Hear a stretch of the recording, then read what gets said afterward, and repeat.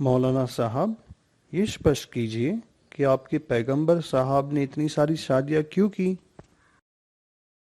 تم نے اچھا سوال پوچھا ہے، اور میرا جواب سننے سے پہلے یہ بات ذہن میں رکھو کہ اسلام میں شادی نام ہے ذمہ داری کا۔ محمد صلی اللہ علیہ وسلم کی ادھک شادیوں کے نام پر لوگ اسلام اور ہمارے پیغمبر کا اپمان کرتے ہیں اور اس کاریہ کو نکاراتمک روپ سے دیکھتے ہیں۔ اب غور سے سنو، محمد صاحب نے جملہ 13 شادیاں کی تھیں، جن میں سے صرف ایک ہی استری ایسی تھیں جو شادی سے پہلے غیر شادی شدہ تھیں۔ ہماری پچھلی ملاقات میں نے آپ کو بتایا تھا کہ محمد صاحب کی وبھن شادیاں ساماجک اور راجنیتک ادیشیوں کو پراپت کرنے کے لیے کی گئی تھیں۔ آؤ اس بات کو گہرائی سے دیکھتے ہیں۔ ہمیں یہ یاد رہنا چاہیے کہ پچھلے 2000 سالوں میں مانوتا شاید 200 سال ہی شانتی اور غیر یدھ واتاورن میں رہی ہوگی، اور پورو اسلامی عرب لوگوں اور جن جاتیوں کی بات کی جائے تو وہ چھوٹے چھوٹے جھگڑوں کو بڑا بنا کر دوسرے قبیلوں سے جنگ چھیڑ دیتے تھے جو کئی سالوں تک چلتے تھے۔ ادہرن کے طور پر باسوس کی جنگ عرب چھیتر میں 40 سال تک چلی۔ ایسے ہی داہیس اور غبرہ کی لڑائی بھی دشکوں تک چلی۔ ایسی دو لمبی چلنے والی لڑائیوں کے مول کارن کوئی بہت بڑی گھٹنا نہیں تھی۔ یہی حال دنیا کے دوسرے چھیتروں میں بھی تھا۔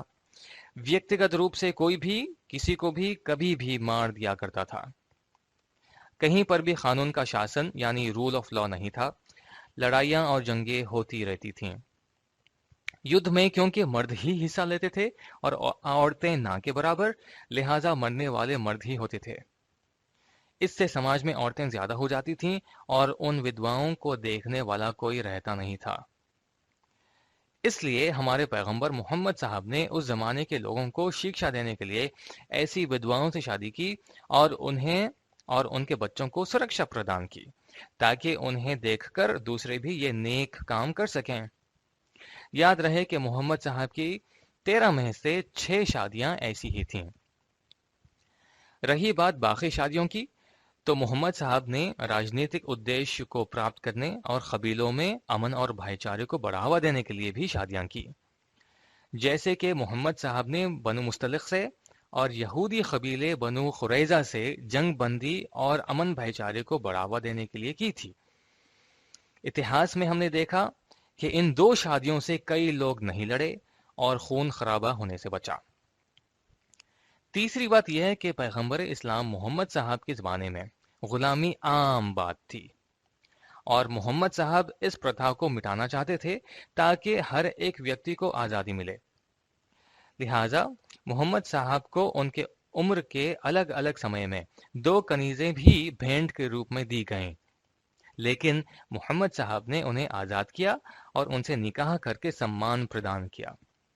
یاد رہے کہ اس زمانے میں ایک استری کا وواہت ہونا ان کے لیے گورو کی بات ہوتی تھی، اور وہ بحیثیت ایک غلام یا ودوا ہونے سے کئی گنا بہتر سمجھی جاتی تھیں۔ اور تو اور عرب چھیتروں میں پروشوں کا وبھن وواہ کرنا کوئی عجیب بات نہیں تھی۔ اسی لیے تم نے کبھی بھی کسی عرب عیسائی یا عرب یہودی سے محمد صاحب کی وبھن وواہوں پر آلوچنا نہیں سنی ہوگی، کیونکہ وہ خود ہی اس پرتھا میں شامل تھے۔ چوتھی بات یہ ہے کہ محمد صاحب کے کال میں عرب دنیا میں گود لینے کا طریقہ عجیب تھا۔ وہ یہ کہ گود لینے کے بعد بچے کی ونشاولی، جس کو ہم انگریزی میں اینسسٹری کہیں گے، کو بدل دیا کرتے تھے۔ گود لیے گئے بچے کو بیٹا اور اس کی پتنی کو بیٹی یا بہو مانا جاتا تھا، حالانکہ اسلام ونش کو برقرار رکھنا چاہتا ہے تاکہ ایک انسان کی پہچان برقرار رہے۔ اسی لیے محمد صاحب کو خدا دوارا وحی ہوئی کہ ان کے گود لیے گئے بیٹے اور ان کی پتنی بی بی زینب بنت جاش، جن کی شادی پہلے سے ہی خراب چل رہی تھی، کو الگ کر بی بی زینب سے نکاح کیا جائے تاکہ اس شادی کا جھگڑا بھی ختم ہو اور یہ غلط ونش اپنانے کی پرمپرا بھی ختم ہو۔ اور آلوچنا کرنے والوں کے لیے سب سے مہتوپورن بات یہ کہ محمد صاحب کے کل 7 سنتانیں صرف 2 بیویوں سے ہوئی، جن میں سے 6 سنتان بی بی خدیجہ سے اور ایک پتر بی بی ماریا سے ہوئے۔ یہ بھی یاد رکھو کہ بقایا دوسری بیویوں کی پہلی والی شادیوں سے سنتانیں تھیں۔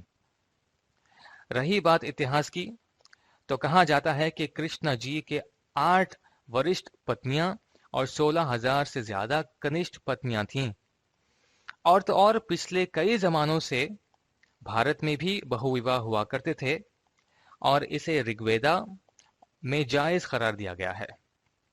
اس پر تو صرف 1955 میں بھارت میں پرتیبندھ لگا۔ اور ایک پتے کی بات، پشچمی دیشوں کا آج کا قانون جو بہو وواہ کو روکتا ہے، میں سب سے بڑی کھوٹ یہ ہے کہ ایک ویکتی اگر دوسری استری سے شادی کرنا چاہتا ہے تو دیکھا گیا ہے کہ وہ اپنی بیوی کو طلاق دے دیتا ہے، اور اسی وجہ سے نہ جانے وہاں کی کتنی استریاں در بدر بھٹکتی رہتی ہیں، انہیں کوئی سہارا دینے والا ہوتا نہیں ہے، ان کے بچے تو ہو جاتے ہیں لیکن ان کا پتی انہیں چھوڑ کر چلا جاتا ہے۔ اب یہ بتاؤ کہ بہو وواہ صحیح ہے یا ایسا قانون جس میں استری کی سرکشا اور اس کا مان خطرے میں پڑ جائے؟ میرے دوست، دین اسلام کی کئی خاصیتوں میں سے ایک خاص بات یہ ہے کہ وہ استری ادھیکار کو گمبھیر روپ سے دیکھتا بھی ہے اور پردھان بھی کرتا ہے۔